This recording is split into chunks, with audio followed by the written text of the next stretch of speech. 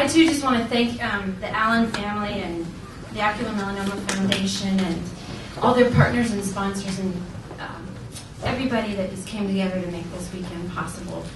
I know firsthand how much work goes into planning an event like this, and it really means a lot that so much care and attention has been put into bringing all of us together. We talk about how alienating it can feel to have a rare disease, especially when we don't look sick. And the fact that there are people working really hard to bring awareness and attention to this cancer is really moving, and it's pretty powerful, and it means a lot. So thank you very much.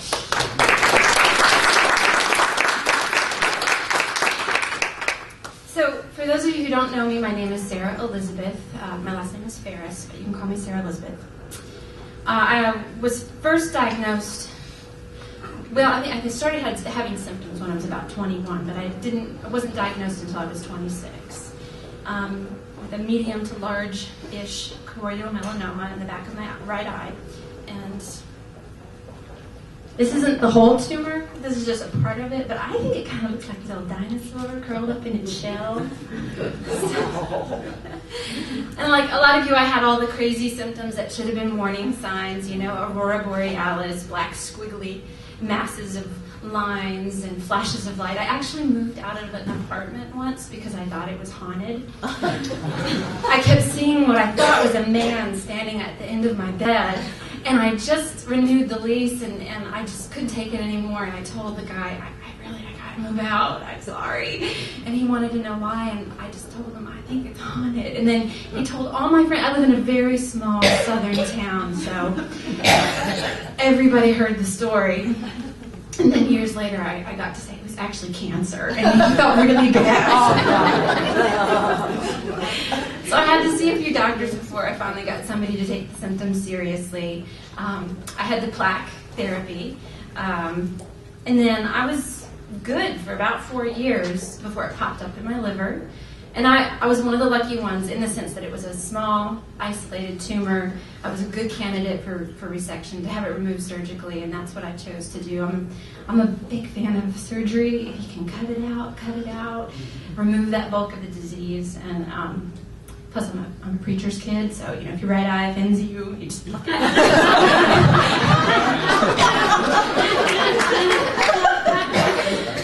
I didn't receive any other adjuvant therapies or chemo or any of that stuff. So I'm really working to keep my immune system as strong and as healthy as I can, and just live as long as I can to give the science a chance to catch up to where we are. About 2 years later, it showed up again in my left ovary, and again we were able to remove that surgically. So currently we're monitoring a couple spots in my lung and a spot in my liver, in my hip. But since they were found, they've been really small, really stable. They haven't, multiplied. They haven't gotten bigger or moved. And so the thought is the longer they stay that way, the more evidence that gives us that they're probably benign. And unfortunately, they're in areas where we can't biopsy them to know for sure. So I think I'm doing pretty good. I'm a woman living with stage 4 metastatic ocular melanoma. And I think I'm pretty. And I have all my hair. And I don't have any plans to die anytime soon. So before I go on, and I don't want to get too preachy about this because we all have to make our own decisions, and a lot goes into what we decide to do, but we would not have found my metastatic disease at this early stage when I was a good candidate for surgery had we not been monitoring rigorously, and meaning scans, getting your regular scans. So I'm not going to say any more about that, but get your scans. And if you have a doctor telling you they're not important, fire that doctor and get it done.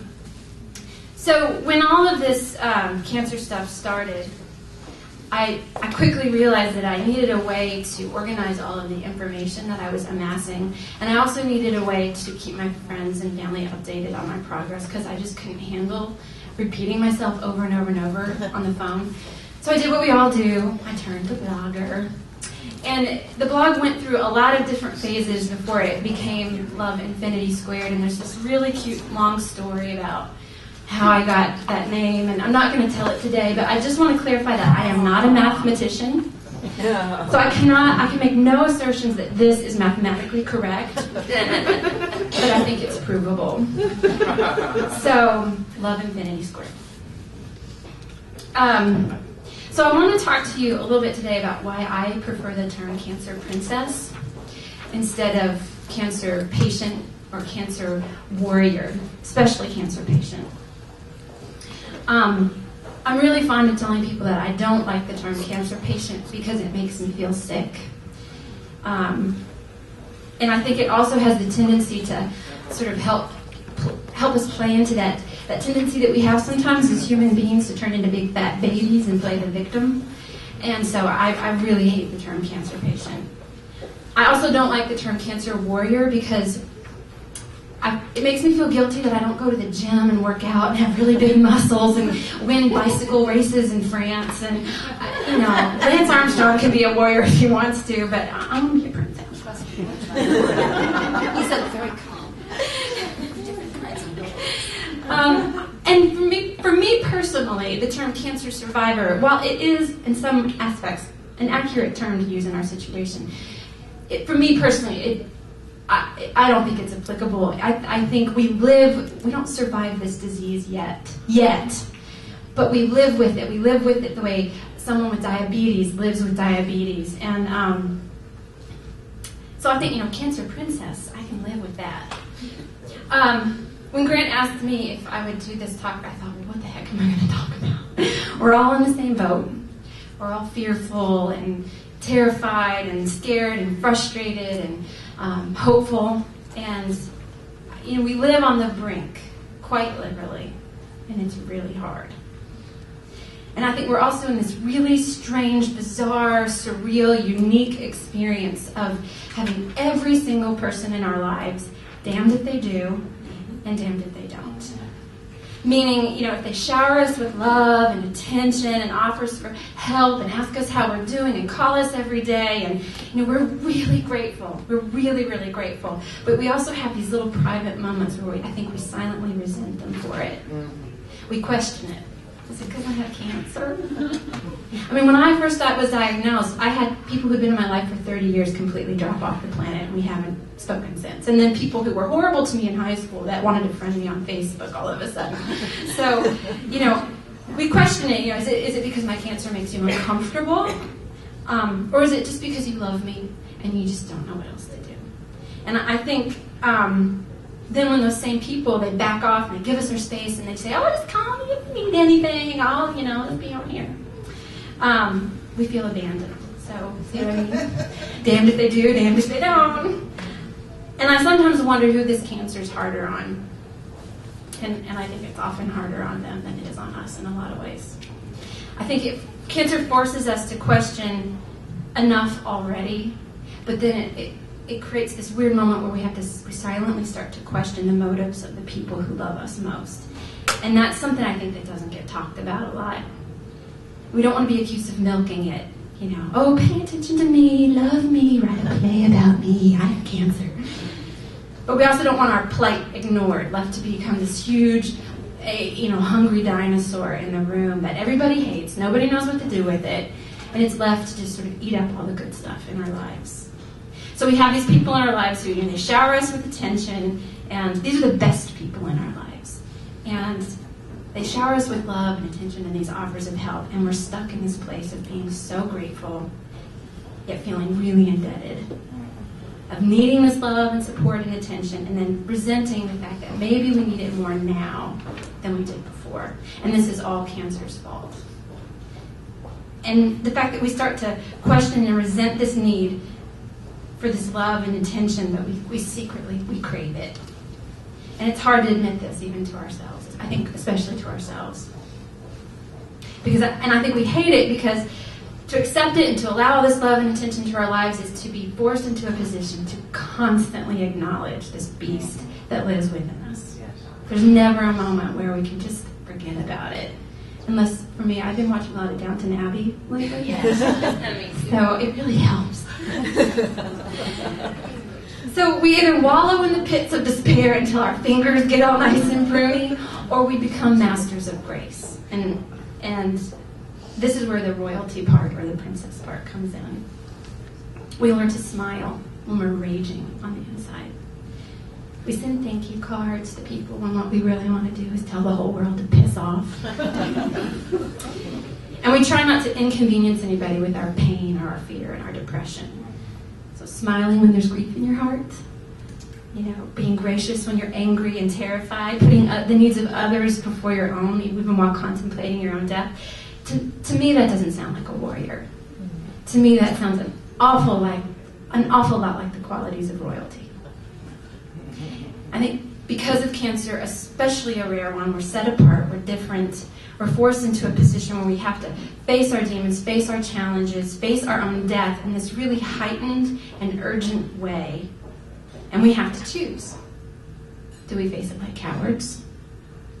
Or do we face it like kings? And I'm not saying that we shouldn't get scared or we don't get scared. And it's a given. This is going to terrify you. And allowing yourself to be scared and fearful and grieve and wallow, this is really important. And I think denying those feelings is not going to help. It's just going to make it worse. And this is maybe going to be really hard for some of you to hear, but the fact is we are not facing anything that every single other person on this planet is also facing. We're not. Everybody dies. Some more brutally than others. Some are going to go raging, and some are going to go quietly, but we all go. And I think while living with this knowledge that you have a terminal illness, it's gut-wrenching, and it's unfair, and it's cruel. It is, in my estimation, no bigger a challenge to my happiness or my quality of life than trying to figure out how to pay Sally Mae back. You want to talk about grief? This is a turnip, ain't no blood. So I think it may not work for you, but for me, it's knowing that there are far worse things happening on this planet than me having a terminal illness. It helps to put it into perspective. And it's this perspective that gets me through the day. It's not my religion, it's not my friends, it's not my diversions, it's perspective. And it's also a little bit of vanity and ego. I'm a princess and I like to look pretty, and wallowing around in your own grief and self-pity is just really not attractive. And people don't want to hang out with you and take you to dinner and buy you nice presents, because they do buy you lots of presents when you're sick. I get a lot of jewelry out of cancer. This does not mean I don't have my oh shit moments. Sometimes I just need a good scream and a good cry and a good pillow fight. I have really learned to appreciate the healing power of a good revenge fantasy. I'm not too old to toilet paper the house of the ophthalmologist that ignored this cancer for 4 years. I know where he lives. And to the point I'm trying to make, and I do hope I'm making it, is that this cancer is no more of a death sentence than life already is. And the goal is to stay strong and stay healthy in all of the different ways you stay strong and healthy. And you wait and you give the science a chance to catch up. This cancer will take things from you, but only you can decide if it takes your dignity and your heart and your passion. We may not be able to do anything yet about what this cancer takes from our bodies, but we are very much in control of what it takes from our souls. And I think it's exactly that power and that strength and that attitude that makes us so much more than cancer warriors. And people ask me a lot, how do you do it? You're so strong, you're so positive, you're so happy all the time. And, I just don't know what I would do if I had cancer. But my response to that is always, well, what other choice do I have?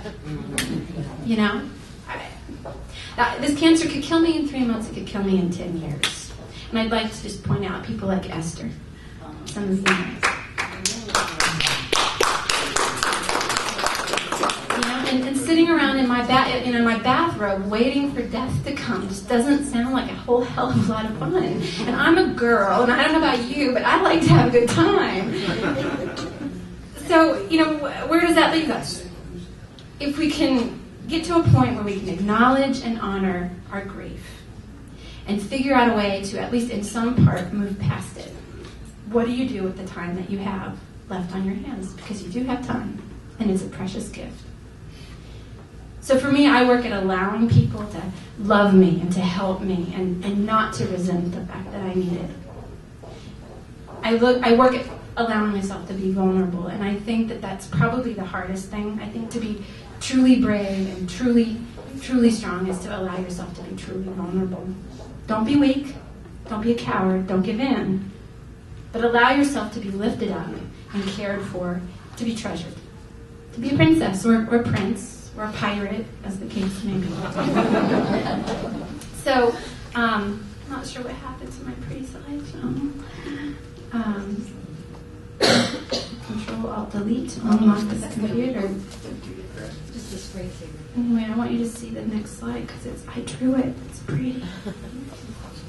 Anyway. Where were you? Text report. No, that's fine.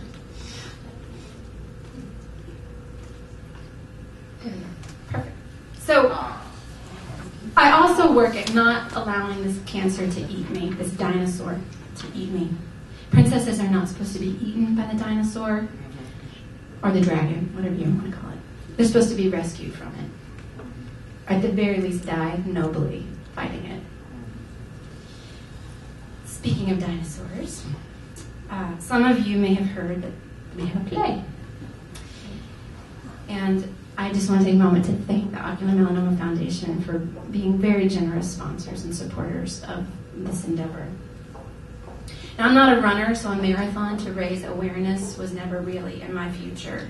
And I can think of all sorts of ways to raise awareness for ocular melanoma, but they're not really appropriate for public places where children might be present. I do, however, have some pretty amazing and talented people in my life, and one of these people is a woman by the name of Ingrid De Sanctis. She was a professor of mine during my undergraduate work, and she's also a director and a playwright. And she would love to be here, but she's actually back in Virginia right now, doing rehearsals for the play. Yes, someone wrote a play about ocular melanoma. Usually in situations like this where somebody gets cancer, they feel compelled to feed you. It's all they can do, I think, because they can't reach in and take the cancer away, but they can bring you a casserole. But Ingrid's a really great cook, but she's a better writer. And I don't think that she would mind me saying that the story of what it means to live with a terminal illness, the story of what it means to face it bravely and with grace and with a regal heart is a pretty powerful one. And it's a story that we're all living. And it's a story that needs to be told. It's a story about embracing life and embracing dreams. And I think if there's one idea I want to leave you with today, it's that cancer might be in control of what's going on in our bodies, but it does not have permission to mess around with our dreams.